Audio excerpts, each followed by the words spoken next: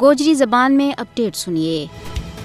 بھارتی غاصب حکومت کی یہ کوشش رہی ہے کہ وہ کشمیر میں اپنا مکروہ اور سیاہ کرتوتہ نہ چھپا کے سب اچھا کی رپورٹ دے کے دنیا کی اکھیاں میں توڑ کلتی رہے۔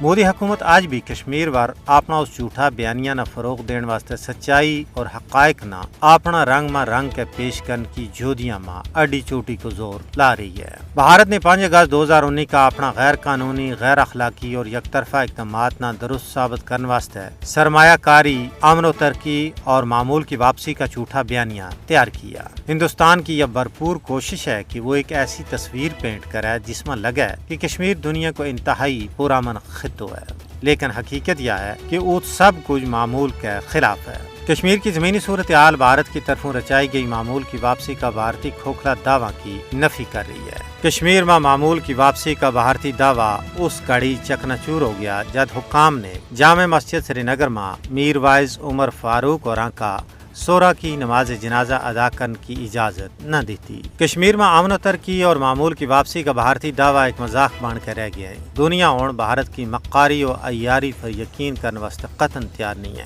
دنیا حیر رہی ہے کہ مقبوضہ ریاست جموں کشمیر میں روزانہ کی بنیاد پر چھاپا، تلاشی، قتل و غارت گری، گرفتاری، دوران حراست ہلاکت، جعلی جھڑپ، املاک کی تباہی اور اجتماع کی پامالی کون کر رہے ہوئے ہے؟ کیا ایسی صورتحال میں کشمیر نہ ایک پرامن خطہ قرار دیتو جا سکے؟ کیا اہل بصیرت ایسا خطہ نہ پرامن خطہ مانن واسطے تیار ہو جائیں گا؟ سیاسی بصیرت رکھنے والا لوگوں کو کہنا ہے کہ بھارت اور زیادہ چیرن تک کشمیریاں اور نہ ہی عالمی برادری نہ بے وقوف بنا سکے گو۔ اس نے جیڑا کارے سیا کشمیر میں حملایا ہے ان کو حساب ضرور چکانو پے گو۔ اگر بھارت اپنا دعویٰ میں سچو ہے تو پھر اس نے اقوام متحدہ کا مبصرین اور عالمی انسانی حقوق کا کارکنانہ کشمیر کو دورہ کرنے کی اجازت دین میں کیڑی چیز مانے ہے۔ حقیقت یہ ہے کہ تنازع کشمیر کا حل تو بغیر جنوبی ایشیا میں امن کو قیام ایک خواب ہی رہ گو۔